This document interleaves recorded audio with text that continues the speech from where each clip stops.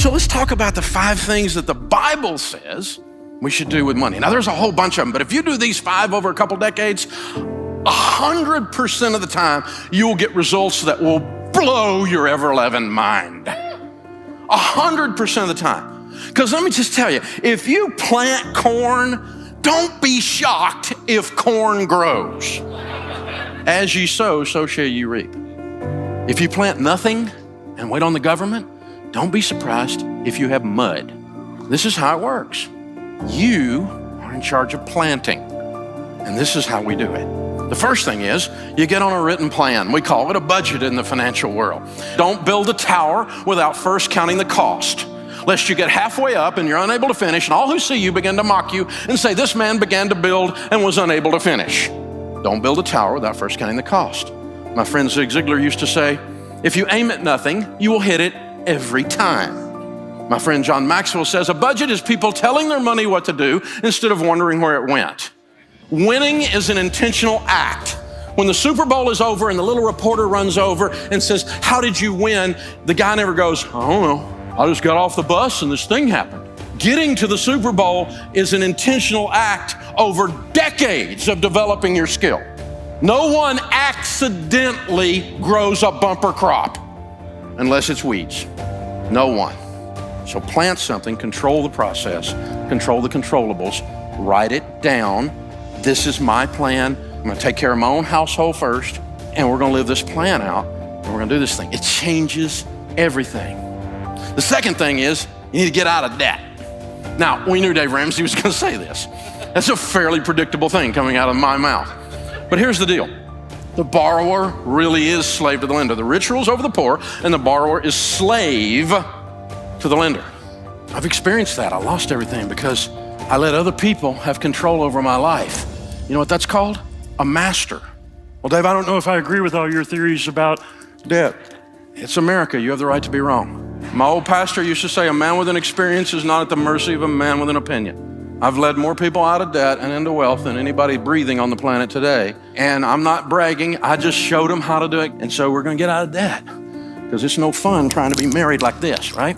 This is crazy, you guys. We're walking through our lives where all the money comes in, all the money goes out, and only the names are changed to protect the innocent. We make tons of money and we have none, and we can't figure out why. I know why. You gave it all to a financial system that's designed to take it from you. You surrendered it. And we've got to stop. So I quit borrowing money, period, for anything, for any reason. And this weird thing happened when I didn't have any payments and I made an income. I had money. It was so strange.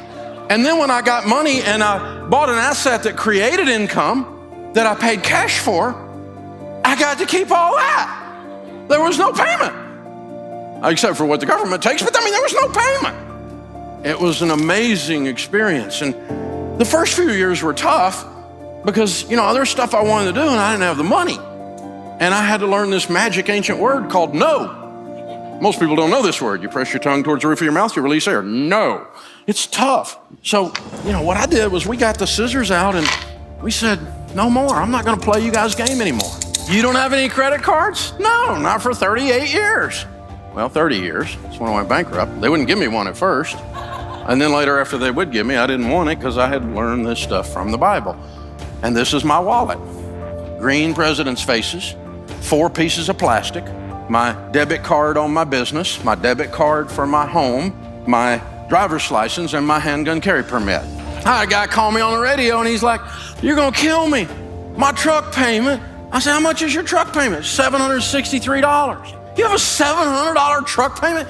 Yeah. I said, how much is your house payment? I live in a double wide, $550. I said, dude, if your truck payment is bigger than your house payment, you might be a redneck. The borrower is slave to the lender. You gotta sell that truck, dude. It owns you. You don't own it. It sounded good at the time. And you and I both know the reason you called me is you just wanted somebody else to say it out loud with you, who's also done stupid, because I know what stupid looks like. Son, that's stupid. That truck's got to go. You're saying I got to sell my truck? I said, what'd you just say? Of course I said you sell your truck.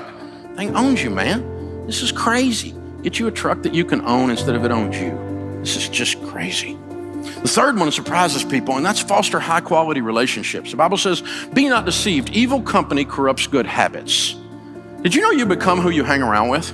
Studies say that your 10 closest friends over the next decade, your income will be within 10 to 15% of the average of your 10 closest friends. And some of you are going, I need some new friends. Well, maybe.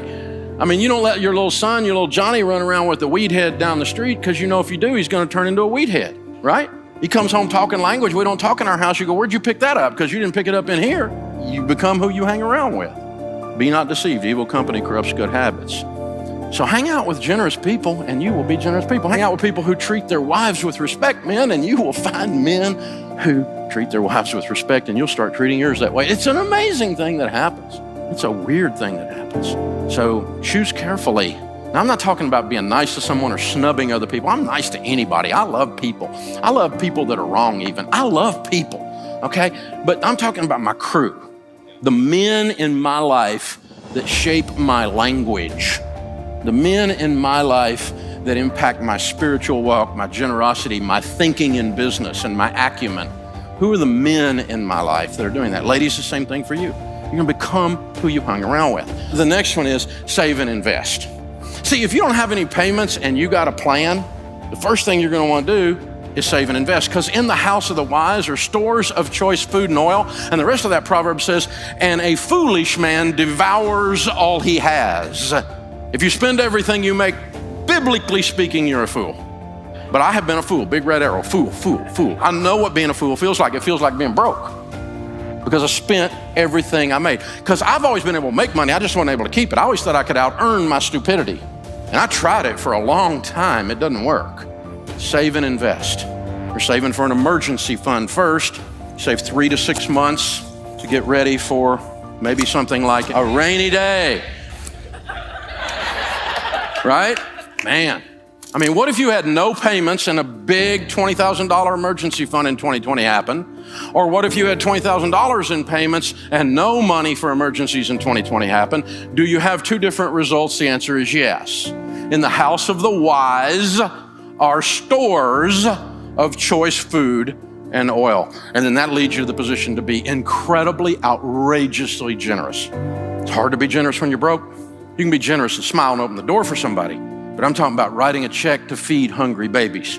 I'm talking about buying a single mom a car. I'm talking about you can reach over and pay somebody who's struggling's light bill through the end of the year. I'm talking about outrageous, even sometimes spontaneous generosity. And you can do that if you're not broke. And if you got your stuff taken care of at home. If my light bill is paid, I can help somebody. If I'm still fretting over here, I don't even see them. So I want you to try this next time there's a holiday, maybe Easter or Thanksgiving or something like that, and you're driving to grandma's house with the kids. Now you're gonna go have a big feast that day, but on the way, I want you to do something crazy. I want you to stop at the Waffle House.